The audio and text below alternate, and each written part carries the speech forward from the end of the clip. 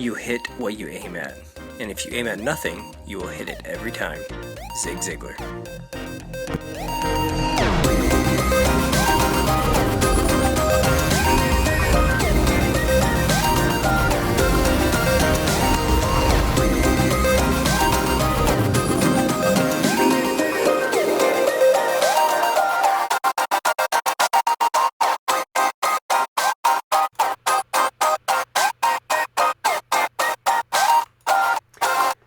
Welcome to the Millennial Experiment, the show dedicated to helping each other become the best versions of ourselves while using a series of experiments to help aid in the process. We explore a typical millennial upbringing and talk about topics like money, society, and culture. Today we'll be talking about marriage. Our guests are Jennifer and Justin Murff. I'll give a quick bio on Jennifer and Nolan will handle the bio on Justin. So Jennifer Murff is the President of Millennials for Marriage. She's conducted years of research involving public, private, and nonprofit sectors, looking at the emerging leaders of today and the families that we will produce tomorrow. She is an expert on millennials, and she found that millennials are abandoning marriage at an alarming rate, and this has devastating effects on the future of our nation. For society to prosper, she says, we need thriving communities, healthy churches, and growing families that are held together by strong and committed covenantal marriages. Jennifer is also a graduate of Dallas Baptist University and Regent University, where she holds a doctorate, yes, we have a doctor on the line, of strategic leadership with an emphasis on strategic foresight, focusing on millennials and the future of marriage at Regent University's School of Business and Leadership. Her husband, Justin Murff, is Chairman of Millennials for Marriage. J.T. Murff has worked as a media and philanthropy fundraising for most of his career, including executive positions in several national TV networks, including being founding general manager and vice president of Biz TV, where he was one of the youngest television executives in the country. He is the 2012 recipient of the Global Leadership Award and is international speaker on topics relating to family and the defense of children from exploitation.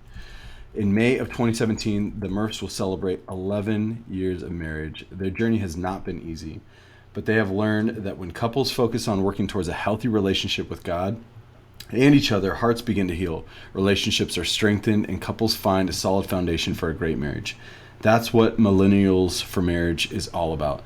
Together with his wife, Murff, the Murphs seek to engage the millennial generation by promoting, educating, and equipping couples for successful conventional marriages and to promote marriage among millennials in communities across the country and around the world. Yep, we're good. Awesome. Okay, well, thank you guys so much for coming on to our podcast. We're super excited to have you guys on. We thought that we would start off this fun little interview with just a simple question, nothing too crazy, nothing to throw you off guard. And you feel free to both answer this, by the way. So, what do you think of when you hear the word millennial? Well, hey guys, thanks for having us. And man, we're excited to be on the podcast with you. I would say, now, all right, let me preface this by saying I'm an older millennial. So like I'm right on the cusp of millennial. I would say either opportunistic or entitled, and probably a fair bit of both. Nice. Yeah. Good. That's good. I mean, we did an episode on entitlement already. So then let's just stick to optimistic. Yeah, there you go. Optimistic, yes. What do you think, Jennifer? I'd probably say the same thing. I think everyone wants to be the next Steve Jobs. We want to kind of rule the world, conquer life, take it by the horns. So yeah, I would say the same thing. But I think we were like conditioned that way, I can remember growing up, it was like, you can do anything you want to do. You can be anything you want to be. Just go to college and get $200,000 of debt. Yeah, they didn't add that part, but like, go to school and you can do anything you want. And it's like, we've got an army of baristas that all have comm degrees from, state schools, and Exactly. not everybody can be an aspiring filmmaker, but at least you know how to pull a good espresso shot. That's true. By the way, Justin and I both worked at Starbucks. So Totally. Life goals. at one point in our marriage. It's like a rite of passage as a millennial, right? Nice. It is. My wife did too, actually. We actually, I like to call it, when we called it in our other episode, entitlement of the mind. Just that thought process of, wanting to be the next Steve Jobs. But so while you guys are here, you guys are the Millennials for Marriage couple. Millennial for Marriage couple. So the main question is, this is a big topic for millennials. Why aren't we getting married? And if we are, why are we getting married so much later than we have in the past in America? Well, there's several reasons. One is that I think we call it the modern day dowry. There was a time where you got to trade your chicken and goats, cows, camels, and now you're walking into marriage with anywhere from $26,000 to $200,000+ in debt. Yeah, like 10 years ago when we got married, like the only thing I had to worry about was like, okay, she's got a car that's broken down and a couple grand worth of credit card debt. That was manageable, right? But now couples are having to look at, I love this girl, but do I love her to the tune of like, $150K in student loans? Like, that's going to really test the love, right? Absolutely. So you think the topic would come up during the dating and the courting phase, if we can call it that, and people realize, like, once they start getting serious, like, okay, this girl or guy even has student loans and she's got car payment and stuff. Not only do I have to make a lifelong commitment, but I also am committing to putting myself in a tough situation to start our life financially. You think that's a big factor in the process? I think so. I think at first it's not a big deal when they're dating. We have a whole bunch of millennials who are $30,000 millionaires who want what their parents have without understanding that they have to actually work really hard to get it. And it's going to take time. Many millennials are not buying homes because, there have been some things that have changed within laws that prohibit millennials from buying homes because of their debt to income ratio. They just don't qualify like they used to. Absolutely. So that's part of it. I think the other aspect of it is that, societally, we have accepted cohabitation so much more. In fact, something like 65% of millennial women view cohabitation as a legitimate alternative to marriage. And yet, if you separate and ask the guys separate from the girls, hey, do you want to marry this girl? Majority of the guys are like, well, why would I marry her? I mean, sex is good. We live together. Life is, it's good. I don't need to marry her. Whereas if you ask the women, almost in the same, level of response, but in the affirmative, they would say, oh yeah, we're definitely going to get married at some point. And so there's, I think a delay of just facing reality. There's a fear of commitment. A number of millennials come from divorced homes themselves. And so they really genuinely fear being hurt like their parents have been hurt. So they feel like, partly it's a self-defense mechanism, right? I don't want to go through the pain of a divorce, so I'm just not going to get married. Even though statistically, couples that cohabitate have a higher chance of separation than couples that get married do of divorce. And so they're really not setting themselves up smartly. They're really setting themselves up for failure and pain. But a lot of times it's this perfect cocktail, right? So you have the student loan crisis bit. You've got the belief that everybody has to be college educated, therefore assume the debt.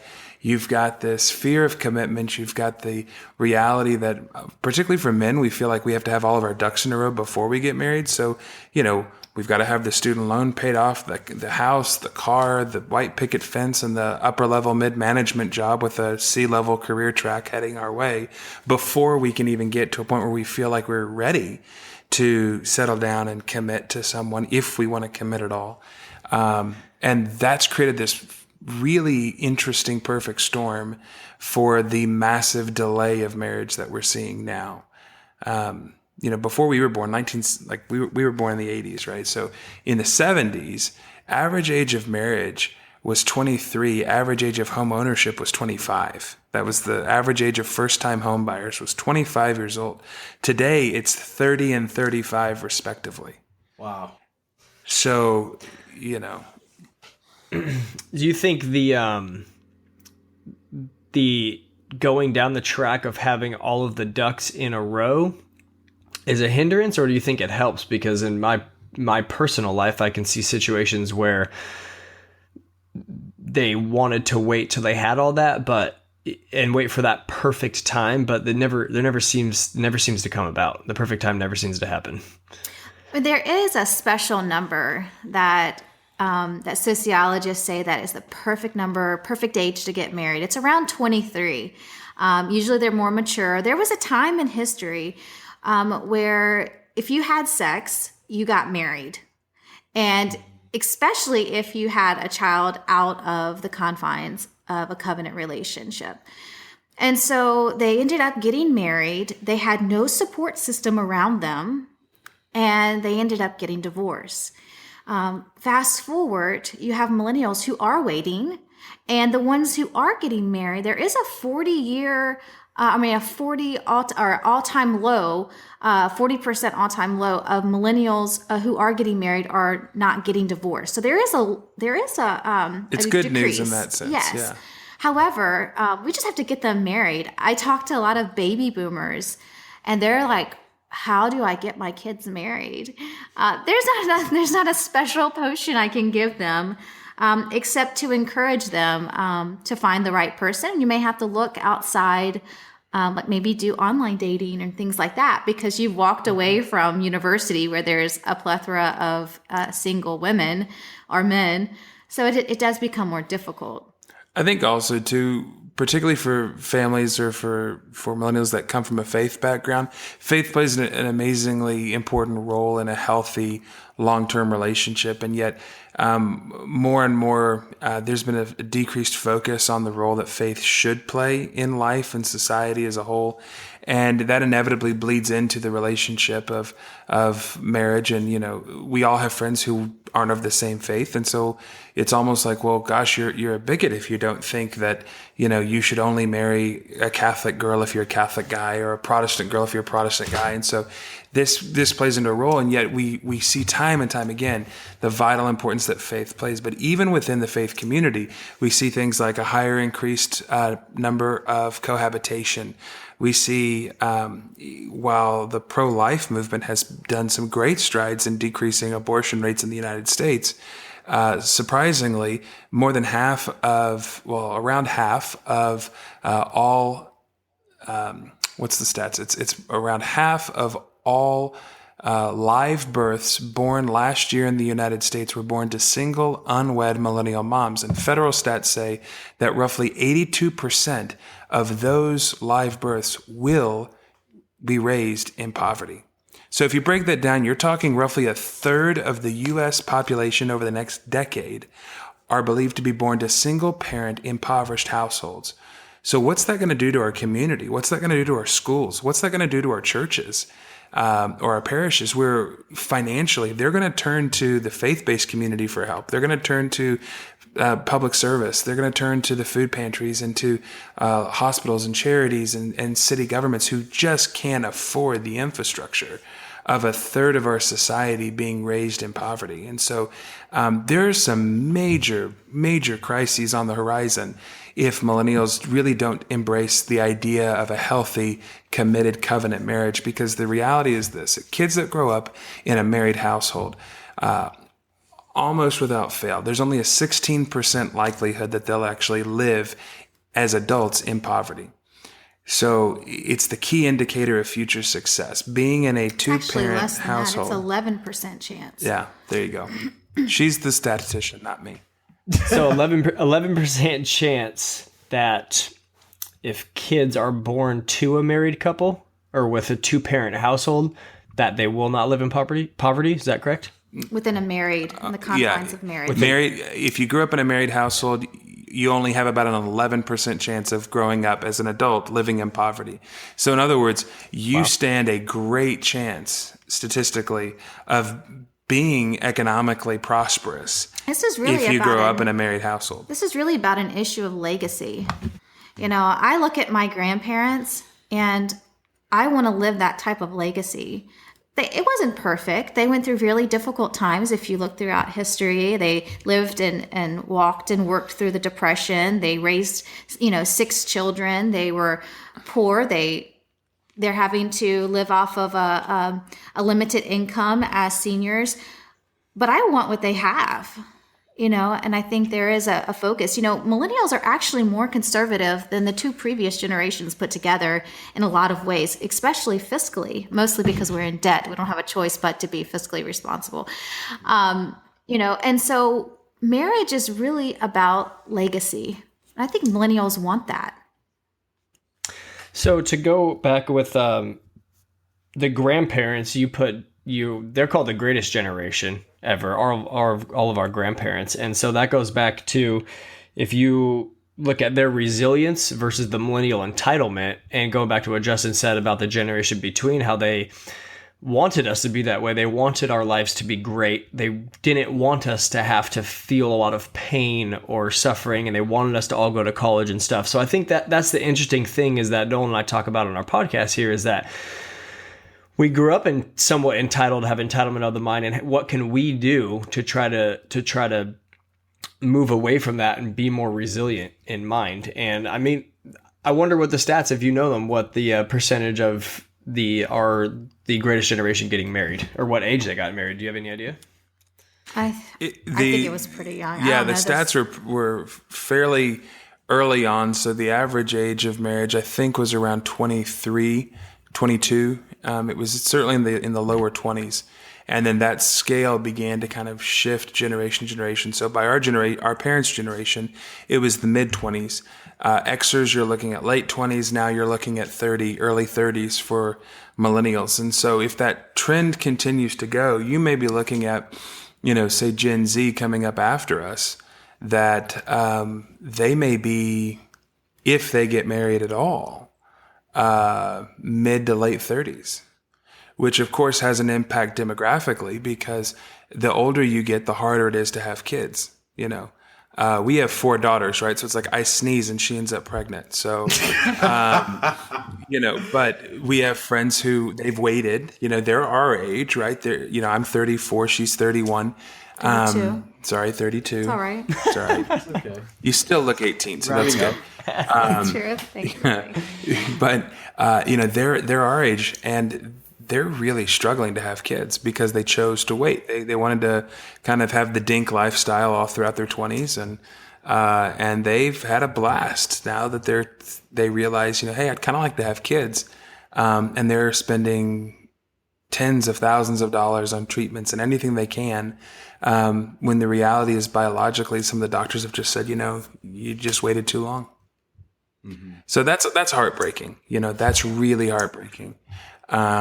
But yeah, I love what. So describe.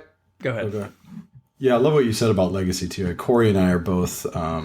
We really take that to heart.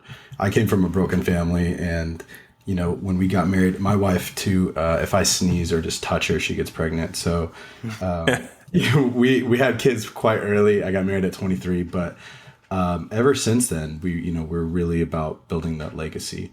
I'm interested to hear the message that we need to convey to the millennial generation on what does marriage bring to an individual? What does marriage bring to, a young guy, young girl in our generation? Stability, greater happiness, wealth. What would you guys say to that?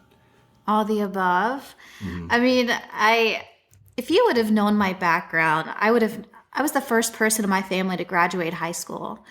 Now I stand before you as Dr. Jennifer Murff. And I started a degree. Every time I started a degree, I had another baby. It was kind of went hand in hand. And it's a heck of a graduation party each time.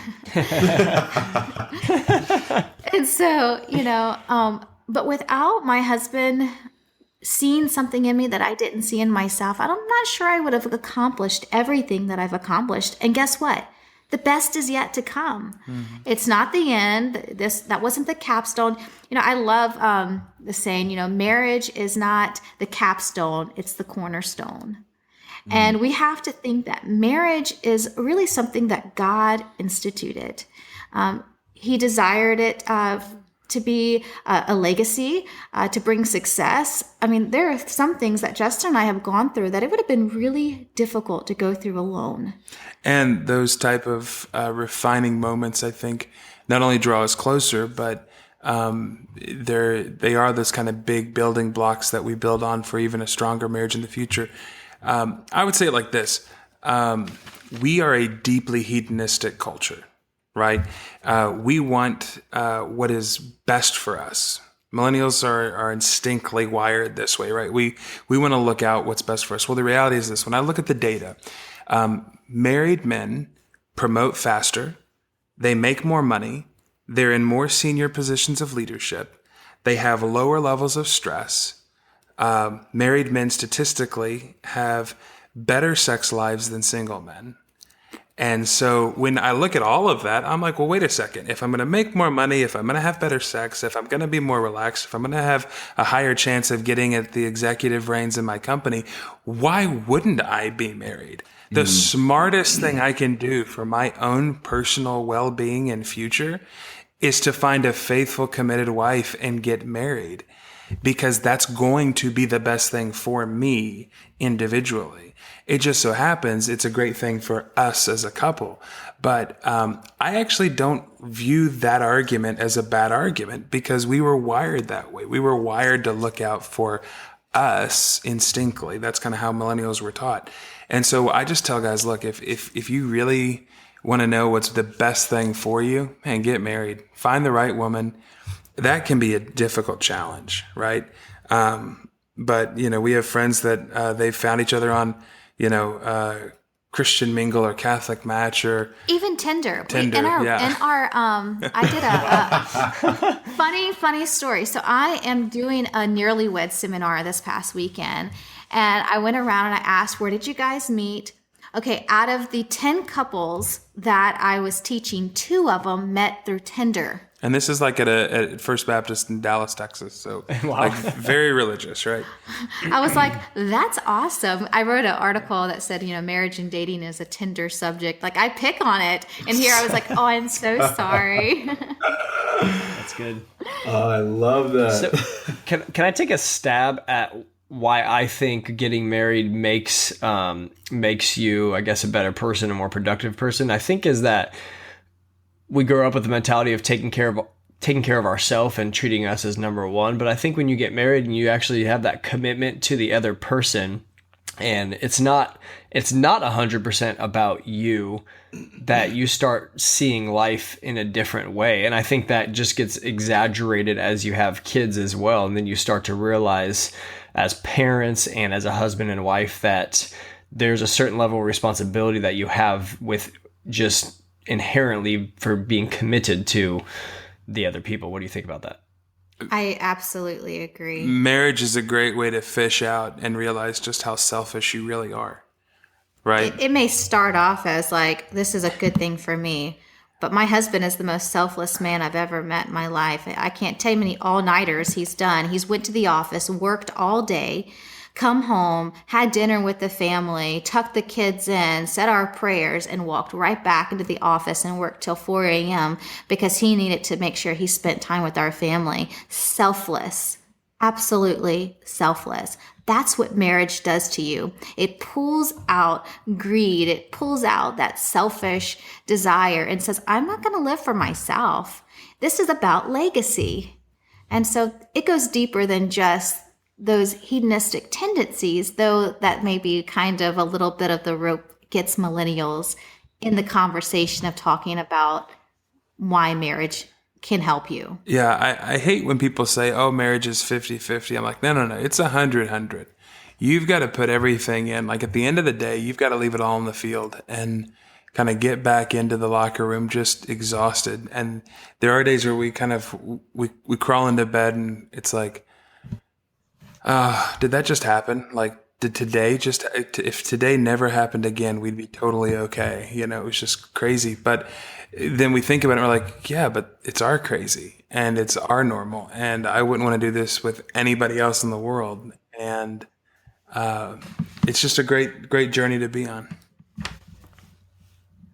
Absolutely. You guys are cutting out a little bit there, so we'll just let it catch up for a second. We'll keep going.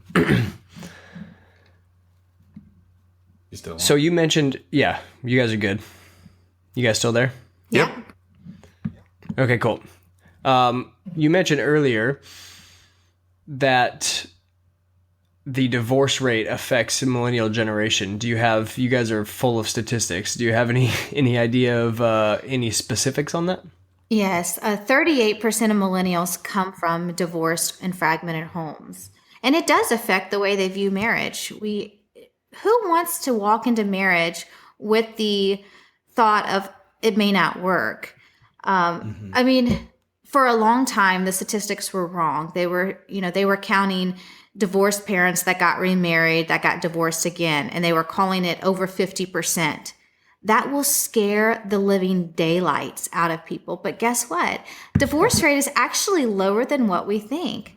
And so I think that if you go in it saying, I'm going to work really hard, not no blood, sweat, and tears. I can't say we've had hard moments, but I think we show, marriage needs a lot of attention, kind of like a little puppy dog. You got to show a puppy attention or he's going to destroy the house.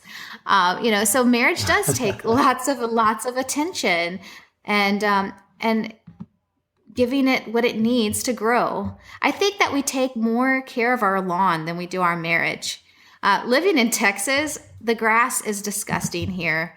It's dry. It hurts your feet. There's stickers all in the grass, so you can't walk barefoot. And people spend thousands of dollars to maintain their grass. But we want to spend the time, the energy, maybe even the money to invest into a marriage through enrichment programs or dating. It's expensive to get. If you have children, it's expensive to get babysitters. But I can tell you the best, 4 or 5 hours that I have of my week is with my man. Listen, a babysitter's far cheaper than a marriage therapist. Oh, absolutely. Yeah. Or a divorce. Or yeah. Well, I mean, you're the better educated between the two of us, so I'd probably get the better deal. But Just kidding. no, I think the other thing too is that between just looking at our parents, right?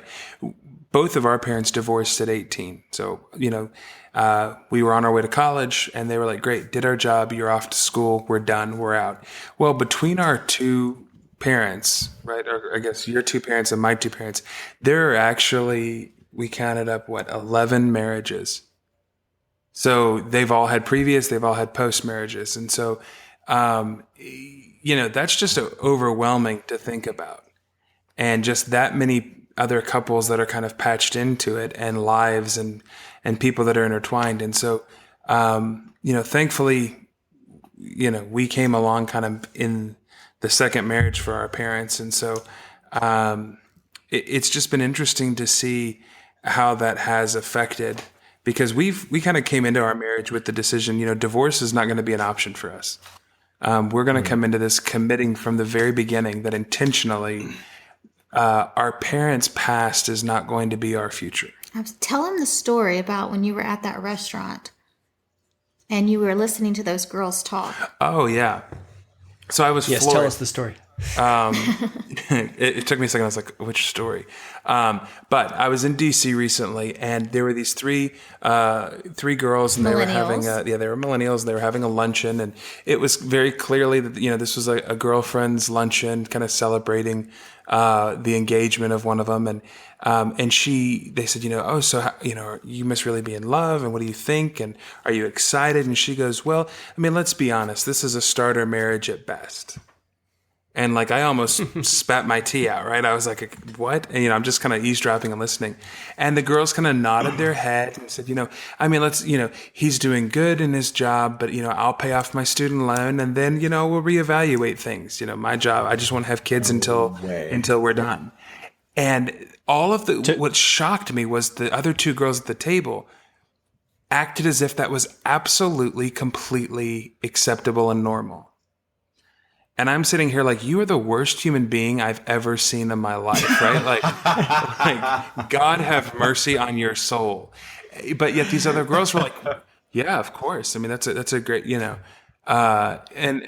I'm like, well, there's no difference between that and treating the man like a sugar daddy, right? Like, let's just be honest. You're not really committed into this marriage. I mean, But you have well, it's not a great show, but you have shows like Unconsciously Uncoupled or Consciously Uncoupled. You have media and television who have shaped the family for our culture, and it has become normal.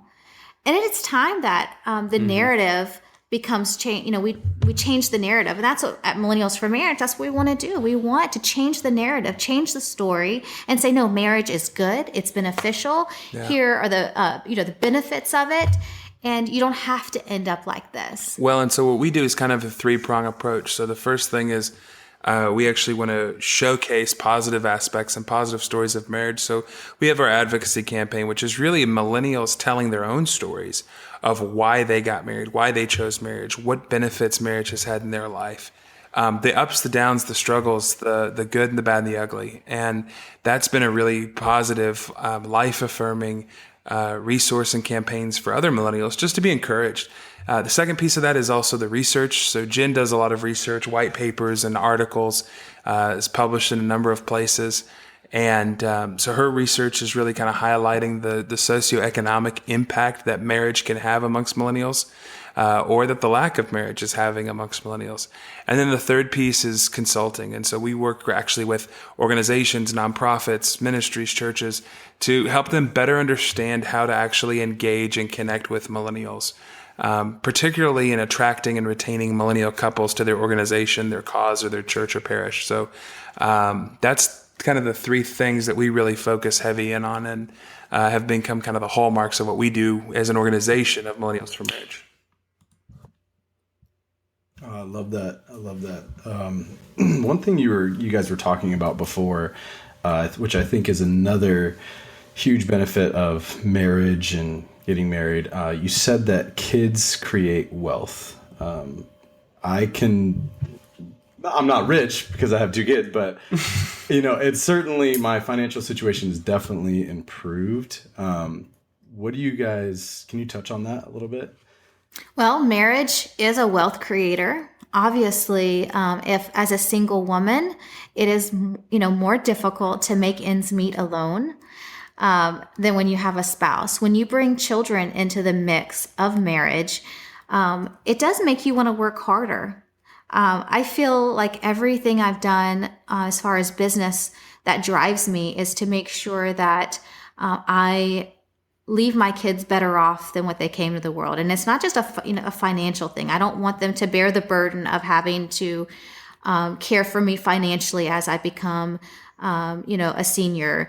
Or I want to make sure that they're taken care of. My parents didn't have the finances to put me through school. If my children do choose to go to school, which I don't know what God has for them, but I want to be able to help them through their education.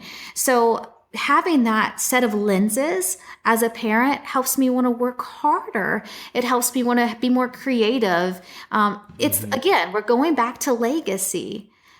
I would say from a guy's perspective too, it's interesting. Every time I've had a kid, there's always been a pay raise.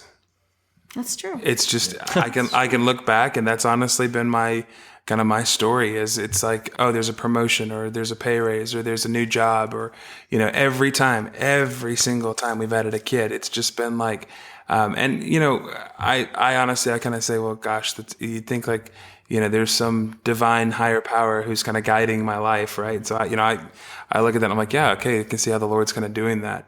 But the reality is, I just time and time again, every kid we've had, I can look back and see a tangible increase. The other thing I think is people who are generous tend to be better off financially, because they've understood how to properly manage money. They've understood some key principles of generosity. And I think there's this old adage, right, of, if you're faithful with a little, you'll be faithful over much.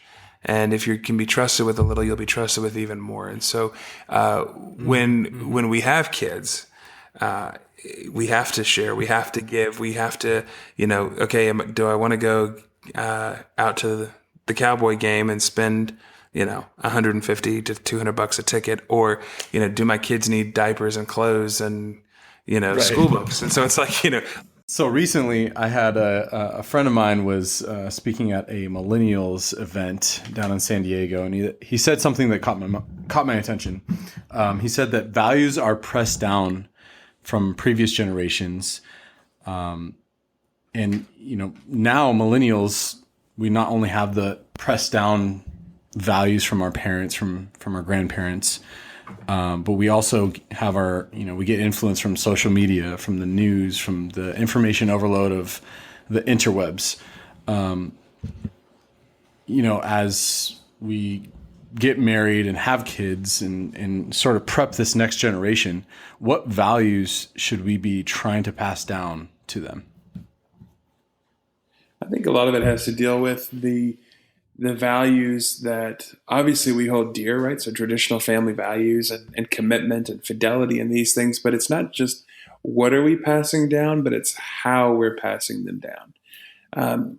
Edelman Insights tells us, they're one of the big marketing firms, that historically, the past couple of years, one of the top ways that people actually get their news and information is through social media. So social media has become such a huge space, obviously, for not just transferring information and ideas, but also cultivating and crafting a worldview. So it's kind of natural that that's where we're going to disseminate ideas and share values and culture.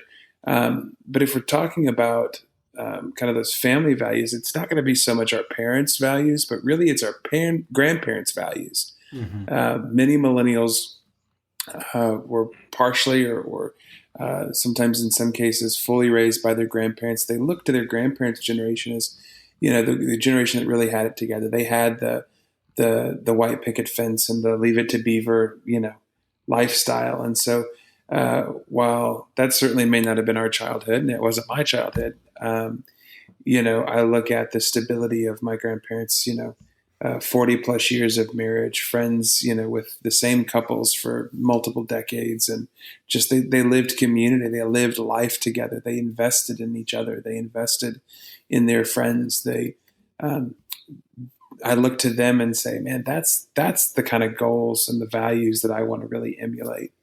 And so it's this challenge, right, of how do I embrace those kind of retro values, but put it in a way that it's positive, right? It's not old fashioned and it's not legalistic and it's not old school, but it's values that make for a great quality of life. Yeah, fantastic. You have anything to add, Jennifer? Well, I definitely think that, whoever controls the message controls the meaning. And social media does play a huge role in the message that's being told. I think that we've lived in an era where we, maybe our parents, have trusted institutions, whether it was the church or a school system, to really instill the type of values that we wanted to be instilled, but they didn't reflect our same values. So I think that as millennials begin to have children and have a family, that we become the main educators of our children's worldview, because we can't expect someone else to relay a message that is contrary to our own. And so I think that millennials need to be able to step up to the plate and stop depending on other people to raise their family. And so I think that it really hits home with many millennials. I home educate my children, but there's a huge rise in home education. That no longer are kids running around like Little House on the Prairie kids. They're very bright, well educated, well socialized, and they're really having a desire to really influence society in a major way. That's contrary to what is the popular culture is telling them to. So I think millennial parents are really looking at the family much different. I was reading some statistics the other day about how millennials are actually much more conservative when it comes to family values than the two previous generations before them. And I think that when they look at their grandparents, they do want that stability. They do want to raise children that, have that honor other people or have a sense of dignity to themselves. Not that previous generations did not. but they're just looking at life through a different set of lenses because of experiences.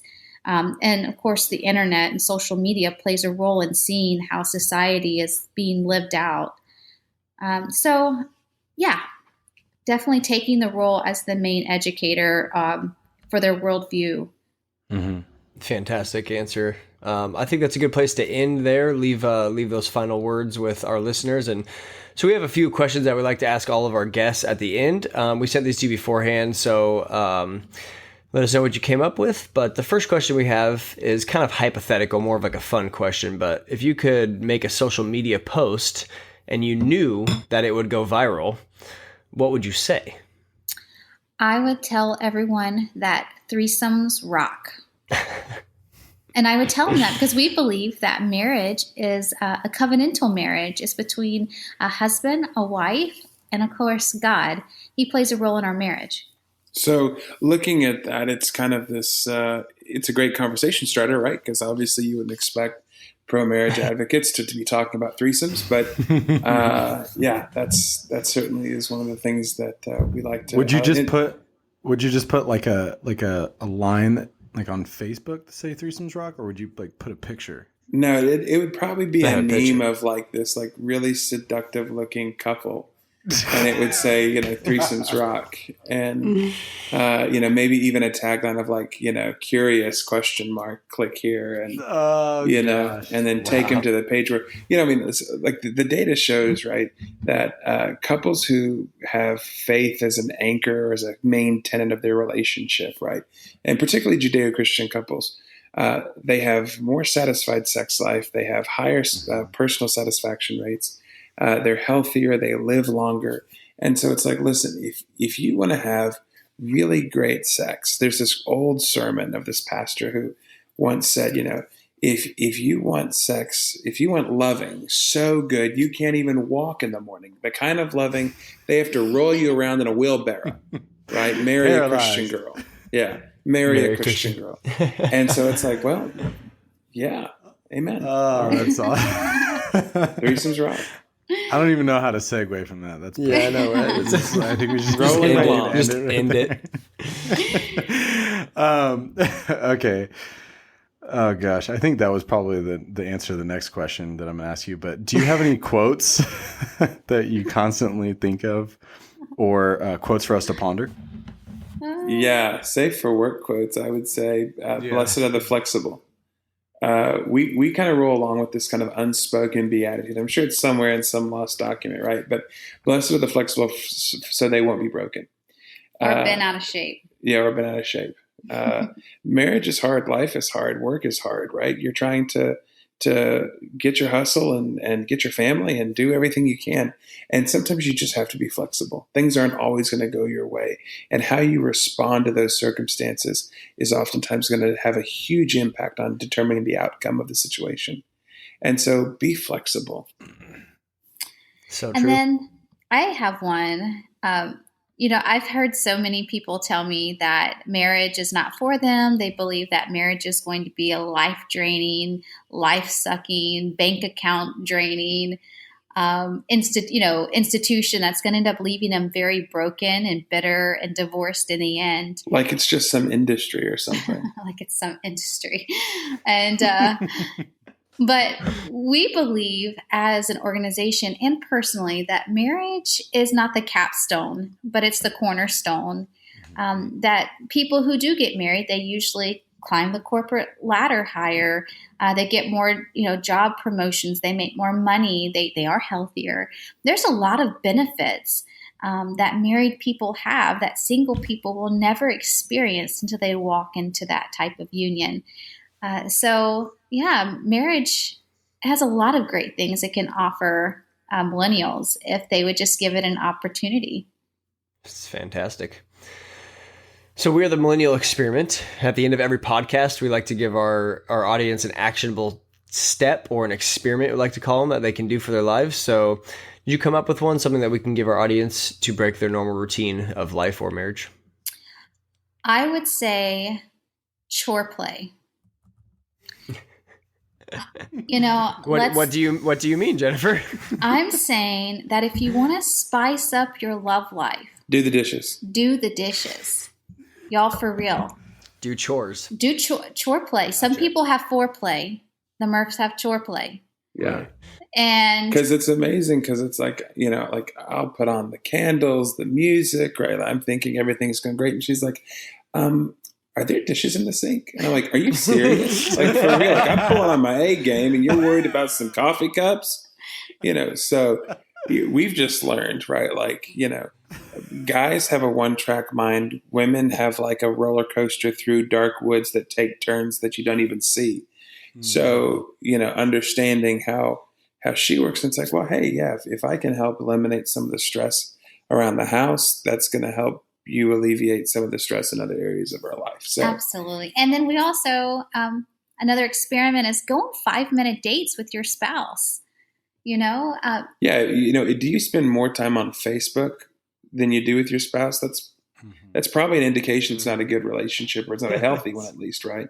And we're all guilty of it. I'm totally right there. So that's a constant challenge for me. Well, one great way to combat that, instead of just living digitally, but really living in the moment with your spouse, is take that 5-minute date, grab a cup of coffee, sit down, or tea, or kombucha or whatever.